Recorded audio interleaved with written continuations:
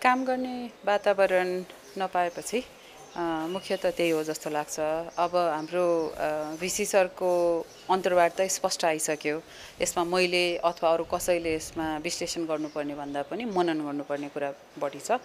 अब शिक्षा मन्त्रीज्यूको विषयमा उहाँले आफैले पनि राख्नुहोला, तर जति पनि सञ्चार माध्यममा आएको छ त्यसबाट एउटा कुरा चाहिँ एकदम स्पष्ट के छ भन्दाखेरि प्रधानमन्त्रीज्यू भन्दाखेरि चाहिँ एकदम मजाको शिक्षकहरूलाई प्रयोग गरेर अथवा मलाई याद छ उता सदनमा पनि यो ट्रेड युनियनको हकको लागि यताउति भनेर उहाँले गफ चाहिँ मिठो भाषण चाहिँ मिठो दिनुभयो।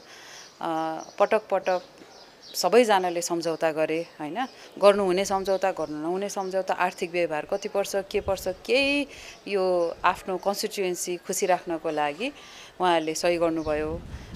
तर गुणस्तरको विषयमा फेरि उहाँहरूले हस्तक्षेप गर्नुभयो।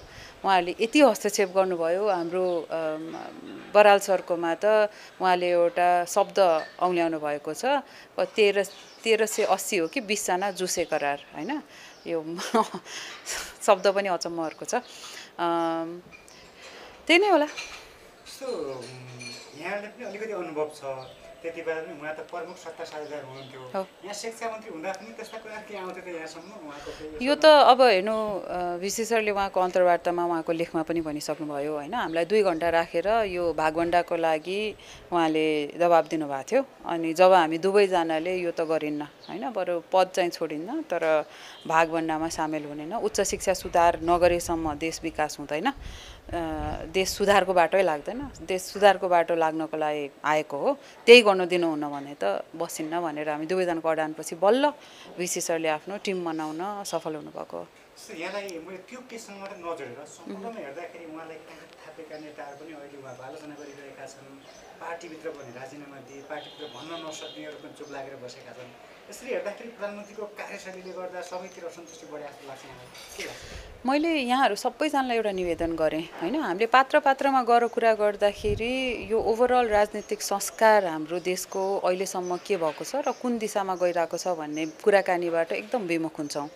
हाम्रो राजनीतिक संस्कार भनेको के भइरहेछ, तपाईको सदनमा आएर पार्टीको बल प्रयोग गर्ने बसिराख्नको लागि र सदनको बल प्रयोग गरेर पार्टीमा बसिराख्ने हैन। तपाईले धेरैवटा कुराबाट यो देख्न सक्नुहुन्छ। भिसी सरको राजीनामा पनि उहाँले पार्टीको महासचिवको ट्विटको बारेमा लेख्नु भएको थियो हैन, यसमा उहाँले जे अभिव्यक्ति दिनुभयो। अथवा तपाईले हाम्रो बजेट, अब मुख्य के हो भन्दाखेरि हाम्रो यो शिक्षक आन्दोलनको बेलामा अब शिक्षाको बजेट कति हुन्छ त हैन, उहाँहरूको निर्वाचन क्षेत्र केन्द्रित बजेट कति हुन्छ त प्रश्न सोध्नुपर्ने, र उहाँले भनेको कुरा प्रश्न सोधेर अब उत्तर त जहिले पनि के आउँछ अनुमान गर्न सकिन्छ हैन, एउटा मिठो सबैजनालाई छोएर भाषा मिलाई एउटा उत्तर आउँछ।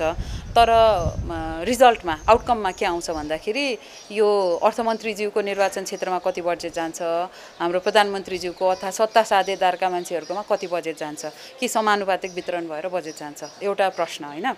जो सुकै मान्छे पनि अहिले यो प्रधानमन्त्री मात्र हैन, सबैजना हाम्रो दार्चुलाको भोटबाट पनि हैन, बैतडीबाट आएको पनि, इलामबाट सबै ठाउँको भोट आएर बल्ल सदनमा हामी छिर्छौँ। अनि बजेट वितरण चाहिँ नि एकजना व्यक्तिको निर्वाचन क्षेत्र केन्द्रित भएर बसिराख्दाखेरि पार्टीलाई खुसी त लाग्दैन। अनि पार्टीमा हावा जमाउन के छ, पार्टीको भने महत्त्वपूर्ण पदमा गएर बस्यो, तर पार्टी बन्नको लागि त सबै 77 जिल्लाको मत दिएर महाधिवेशनमा मान्छेहरू आएर मत दिएर गर्ने हो नि त। भनेपछि यो हाम्रो राजनीतिक संस्कार हामीले प्रश्न चिन्ह लाउनु पर्ने छ। यो अहिले पनि हामीले यो प्रश्न चिन्ह नलाउने र यो पात्रमा मात्रै जाने हो भने चाहिँ नि पात्र र पात्रले देखाउने चरित्र यो संस्कारको आउटकम हो भन्ने मलाई लाग्छ। मलाई त अझै पनि यहाँले भनिसक्नु भन्न त यो पात्र मात्रै नजाउँ, म त फेरि अझ पात्रमै जान चाहन्छु। खासमा यहाँको पछिल्लो कार्यशैली चाहिँ कस्तो लाग्छ प्रधानमन्त्रीको यहाँलाई? उहाँले, मैले प्रधानमन्त्रीज्यूको मात्र भनेन, यो दुईटा ठुलो दलको जुन सत्ता साझेदार उहाँहरू हुनुभयो, यो लोकतन्त्रमा चेक एन्ड ब्यालेन्सको लागि यो खतरा हो भनेर हामीले सदनमा भनेका पनि हौँ।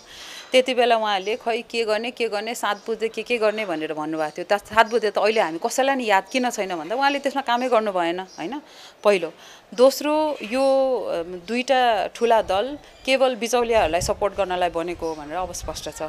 र यो 2/3 सरकारलाई मात्र होइन, अब यो 2 दलको संयन्त्र होइन, यो स्याडो प्राइम मिनिस्टरहरू जति पनि छन्, यो त उहाँहरूलाई पनि प्रश्न तेर्सिनु पर्ने हो नि त।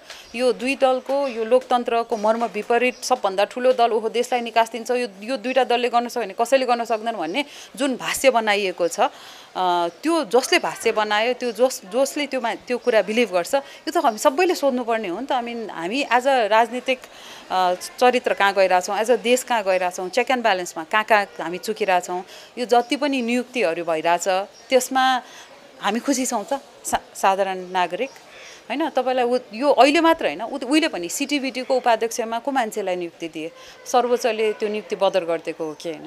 अनि यो सबै कुरा हामीले बिर्सेर सबै ठाउँमा जुन यो व्यथिति छ त्यो सबै बिर्सेर एक पात्रमा मात्र सीमित भयो भने यो ओभरहल गर्नुपर्ने छ के। यो हुरी हावा आएर यो बढाल्नुपर्ने राजनीतिक संस्कारलाई एउटा पात्रमा मात्र केन्द्रित नगरौँ भनेर मैले फेरि पनि भने। यहाँ हिजै भन्नुभएको थियो कि राजीनामा जसको आउनु पऱ्यो थियो उहाँको आएर बढाउनु पर्थ्यो भन्नुभएको थियो, त्यो भएर पनि भन्नु होइन। यो विद्याजीले गर्नु खोज्नु भएको हो, त्यो पार्टी चाहिँ नि उहाँको गलत पार्टीमा पर्नुभयो। होइन, यो हामी वेस्ट मिनिस्ट्रियल सिस्टममा छौँ, त्यो भनेको प्रधानमन्त्री लेड क्याबिनेट हो। जति मैले तपाईँहरूलाई धेरैवटा मैले फेरि पनि भन्छु, शिक्षकहरूको माग सम्बोधन गर्नको लागि के गर्न सकिन्छ के गर्न सकिन्न त्यो सरकारले स्पष्ट रूपमा राख्नुपर्ने हो। त्यसको लागि आर्थिक व्यवहार यो धान्न सकिन्न भन्यो भने किन गर्नुभएको त, त्यति बेला आर्थिक व्यवहारको किन हिसाब नगर्नु भएको होइन। मान्छेलाई एकदम लिङ्गरिङ गरेर मलाई भोट देऊ, मलाई भोट दिएपछि म यस्तो गर्छु भनेर त्यो लेभलको यो कस्तो भयो भने एन्टायर राजनीति माथि नै जनताले विश्वास गर्नको लागि आधारहरू चाहिँ नि यो राजनीतिक संस्कारले गर्दा घट्दै गएको छ। उहाँहरूले गर्दा लोकतन्त्र खतरामा छ भनेर चाहिँ मलाई लाग्छ।